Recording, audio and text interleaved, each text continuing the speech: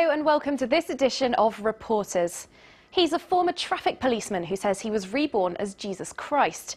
And Sergei Torop's also one of the people the Russian government's targeting in its crackdown on sects. Torop says God appeared to him in 1991. That convinced him to swap his uniform and buzz cut for preacher's robes and a long beard. The founder of the Church of the Last Testament is now head of a 4,000-strong community high in the mountains of Siberia. Torop's followers give up modern lives and possessions to live in handmade wooden villages and work the land. But critics say they're being cheated and brainwashed. Moscow's joining forces with the Russian Orthodox Church to wage war on the estimated 1,000 sects that sprang up after the fall of the Soviet Union. Xavier Luizet went to Siberia to meet the man who says he's the Messiah. Let's go. Time for Christmas, man. Vissarion is wearing his feast day robes. See how beautiful it is out here. Today, this remote corner of Siberia is celebrating Christmas. And for Vissarion, along with all the other members of this sect, Christmas comes on January the 14th. Men, women and children ignore the fact that the temperature is minus 20 degrees Celsius as they eagerly present themselves a benediction. They've been promised a Christmas gift to end all others. A meeting with Jesus himself. People have come from villages all around. First we purify ourselves with this blessed water, and then we go up to the monasteries. Everyone here is a member of the Church of the Last Testament. The sect is thought to be one of the biggest and most influential in Russia. These people believe that not only is Jesus alive, but that he came back to earth almost 50 years ago and is now living among them. Enough to make them want to walk for miles through the knee-deep snow in the Siberian taiga.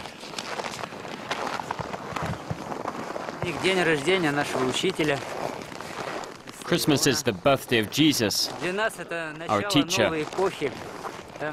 For us, it's the beginning of a new era. A new Christmas that opens the road to a new future for all humans. At the end of that road, after several hours of walking, the sight they've been waiting for. Seated under a cedar tree, Jesus Christ in flesh and blood. You men are all very different. Some are more advanced than others. That's why only a small elite group will lead humanity to salvation. Sergei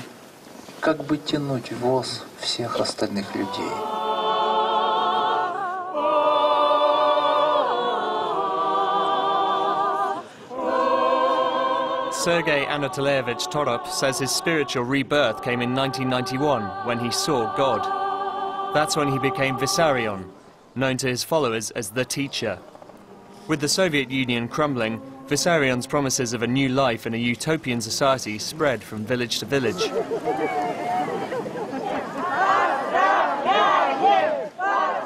He established his new community in a remote spot in the Siberian mountains, cut off from the modern world.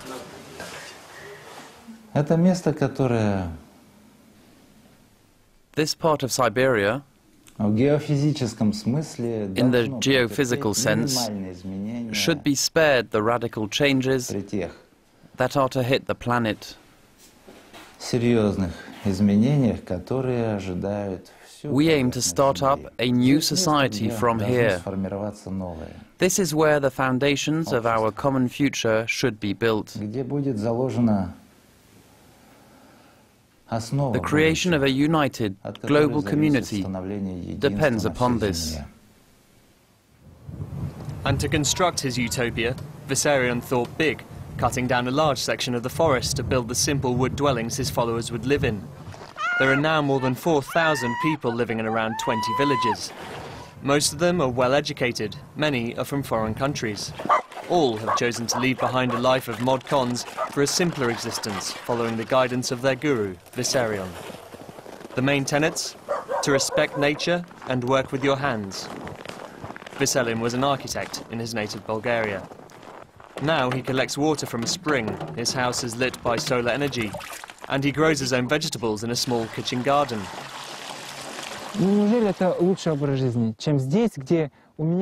Here we live better than in the city. I am among my brothers and sisters. We sort our problems out among ourselves. They're ready to help me out if I'm in need.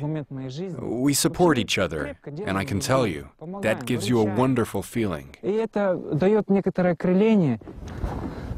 the needs of the many outweigh those of the few. Nobody is paid for their work, however. Members of the sect have an allowance equivalent to around €10 a month to buy basic supplies that top up their vegetarian diet. Vices, which include alcohol and tobacco, are outlawed. Vissarion met his wife here. Their simple life revolves around Vissarion, reading his teachings and praying. In this book we learn how to live the right way. The Last Testament tells us how to live right down to the smallest details. We look to the teacher when we have questions. In general, these have to do with the family and social relationships.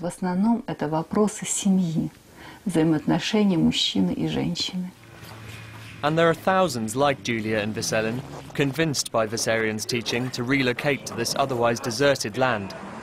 Children are born here at a rate much higher than the Russian average, and the community is adapted with its growing size. The Russian Orthodox Church, however, sees the expansion as dangerous. Its closest parish is 80 kilometers away, and here, Vissarion as the new Messiah is far from welcome.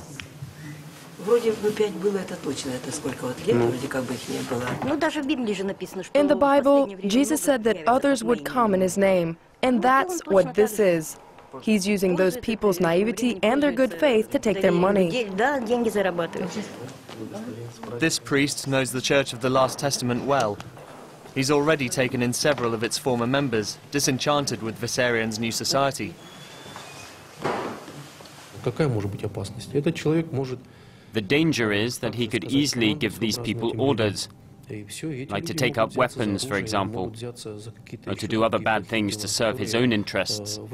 Obviously, for that reason, he's a threat to them all. 4,000 kilometers to the west, in Moscow, we met one of Vissarion's former followers. 18 years ago, Maria Karpinskaya joined the sect. She even appeared in one of his promotional videos. Look, there it's me. This film was shown in rural villages to recruit new members. It shows Vissarion performing baptisms in Israel. Almost 2 decades on, Maria is convinced no longer. She says she was deprived of her freedom. After 2 years in Siberia, she left. For her, the egalitarian society she dreamed of was, in fact, an authoritarian nightmare. Life started to get very hard, and little by little our life of freedom turned into an iron-fisted regime, a dictatorship. New rules were brought in, certain products were banned, there was rationing.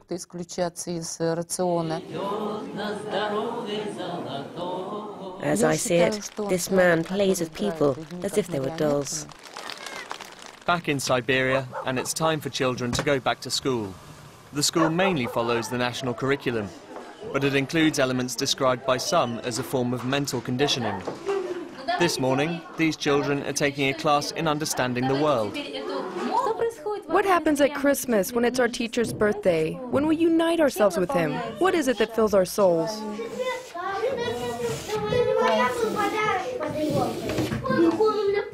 Now, draw the light that emanates from our teacher's body. Yeah, that's right. This allows the children to see the world the right way. It trains their understanding of it, their relationships with other people, the earth and nature. For me, obviously, this is the truth about the world and its population, and that's what I try to give to the children. Personal touches added to the state curriculum include daily prayers and learning the scripture written by the teacher, Vissarion's Last Testament.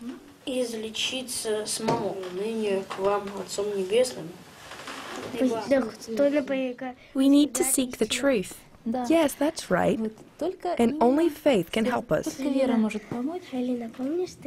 as well, Alina, you told us that to find the truth, we shouldn't just read the Last Testament, but put it into practice every day. Yes, because just reading doesn't change anything. These children were born within the sect and know little about the outside world. The guiding light in their lives is the voice of the teacher. But the future doesn't look bright for Vissarion and the thousands who follow his Last Testament. Moscow is set upon breaking up the sects that sprang up after the fall of the USSR. The Russian Orthodox is supporting the government, and their joint efforts could well spell the end of this little kingdom in the Siberian mountains.